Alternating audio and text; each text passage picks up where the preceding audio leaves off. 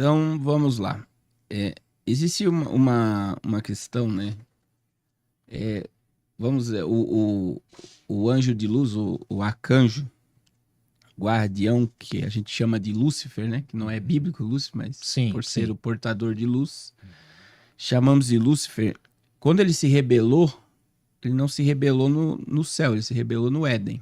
Ezequiel 28:13. Existia um lugar que ele guardava, né? E aí vem todas as obras de música no dia da criação, e o mundo que ele servia e guardava era sólido.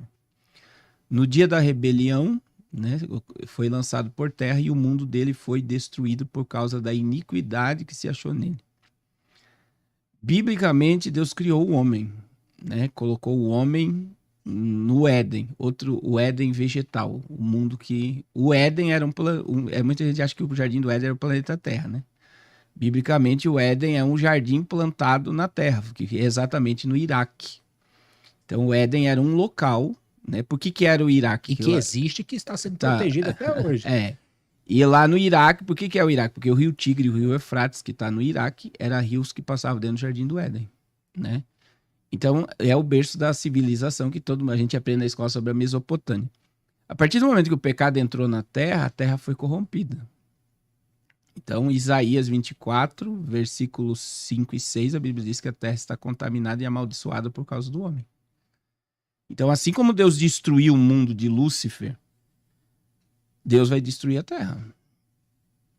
Meu Deus. E isso é real, por causa da corrupção. É real. É escatológico, mas está lá. Está lá. Então, assim, só que dentro do projeto de Deus existe o homem, né? Deus não criou o homem porque estava sentindo falta de algo no céu. Deus criou o homem para ser a coroa da sua criação, para dar governo.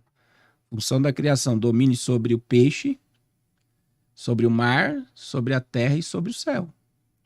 Esse princípio todo, olha só como é governo. Todo país domina. Todo país tem marinha, domina o mar. Todo país tem exército, domina a terra. E todo país tem aeronave, domina o céu. Que Deus criou o homem para dominar. O homem perde domínio através do pecado e vem toda a questão. Só que veja, Deus fez um projeto. E o projeto de Deus ele vai ser estabelecido.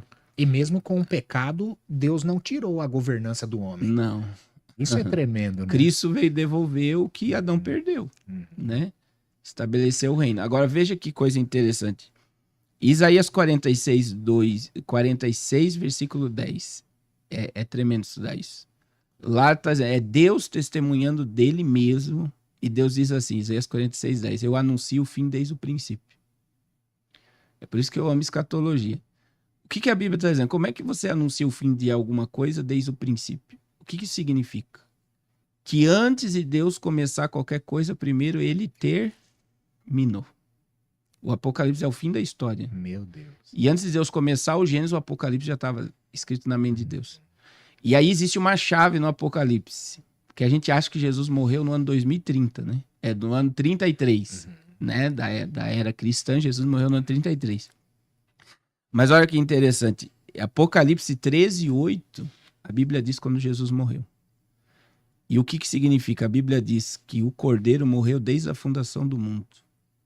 O que isso significa? Antes de Deus soprar na narina de Adão e Eva, o Cordeiro já estava morto. Porque antes de Deus começar a história na Terra, o fim já estava determinado. Deus. Então, uma das funções do Apocalipse, que é o fim da história, é revelar a soberania e o poderio de Deus. O Apocalipse não é o caos, o Apocalipse é uma bênção. Então, veja que, a partir do momento que a Terra se corrompe pelo pecado, existe o estabelecimento de o homem se submeter ao homem. E isso foi plantado na raça humana, por essa questão do anticristo. Por que a humanidade toda vai se submeter a um homem? Porque sempre a Terra esteve sob governo de homens. Só que a ideia de um líder global, ela não é uma ideia apocalíptica, ela é uma ideia que surge no governo humano, que está exatamente em Gênesis 11. Nimrod foi o primeiro antideus da Terra. Então veja bem, a Terra tinha acabado de passar pelo dilúvio. Qual foi a ideia de Nimrod? Eu vou construir uma torre que, se chover de novo a esse ponto, nós temos aonde nos refugiarmos. E a torre vai nos levar a Deus sem precisar de Deus. Nós seremos o Deus. E aí, forte. o que que acontece? Gênesis 11:6, o que que Deus fez? Deus desceu e testemunhou. Os homens são um e tudo que eles intentarem no coração eles vão fazer. O estabelecimento do governo humano foi em Gênesis 11. O que que Deus fez? Deus espalhou os homens através do idioma. Sim, né? na Torre de Babel. Da né? Torre de Babel. Aí imagine todos lá morando no mesmo ambiente falando português. De repente uns começam a falar inglês pra gente entender. sim. Outros francês, outros italianos, japonês. Então quem falou japonês foi para um lado, inglês para o outro, francês para o outro. Dispersou total. A terra foi dispersa. Só que o princípio de um homem governar a terra Continuou. permaneceu. E esse princípio a gente chama no dispensacionalismo clássico do governo humano. E ele começa em Gênesis 11 e ele termina somente em Apocalipse 19. Meu Deus. E aí vem a terra sempre se preparando. Aí nós temos no Antigo Testamento, né, os impérios globais, que foi o babilônico, que começou em Gênesis 11. Império Babilônico é Gênesis 11. Impérios Medos e Persas, Império Grego, Império Romano. E todos com líderes que dominaram o mundo por um período Sim. de tempo. Hoje nós temos quem hoje na nossa mente é o governo mundial, o domínio global é os Estados Unidos. Nós estamos vendo uma transição, que eu acredito que a América cai, e nós estamos transitando para a China. Então veja, mas Que vai ser brabo. que é o totalitarismo. Aí entra o que acontece, Guigo, que as pessoas não compreendem, é que sempre a humanidade está à procura de alguém que traga solução para o planeta Terra. De um líder, até hoje. Até hoje. A gente vê isso no Brasil, na questão política, que tem o povo que acha que o presidente é o salvador, outros acham que o ex-presidente... Você tá entendendo? Que Trump é o salvador, que fulano... E por quê? Porque o homem precisa de uma visão de que alguém vai vir, vai governar e vai trazer. E por quê? Existe um princípio que eu sempre digo. A Terra, ela prova o governo humano.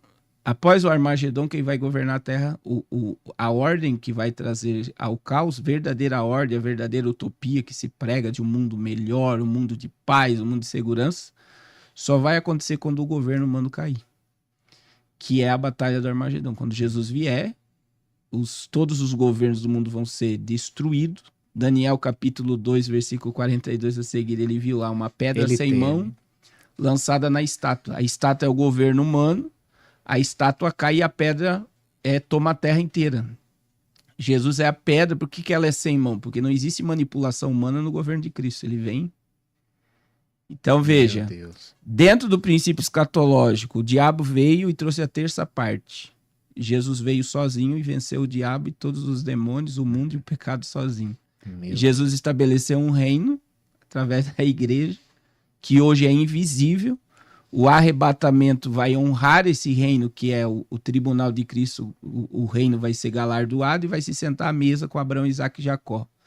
E após o período do juízo, que é onde um homem vai governar a terra, que é o anticristo, Jesus vem com esse reino que vai se transformar visível. A nova Jerusalém. A Jesus desce no Armagedon e destrói todo o governo humano. A pedra destrói a estátua, o governo humano. Jesus prende o diabo, um anjo, né? Manda um anjo prender o diabo por 1000 anos. E Jesus vai sentar no trono de Davi.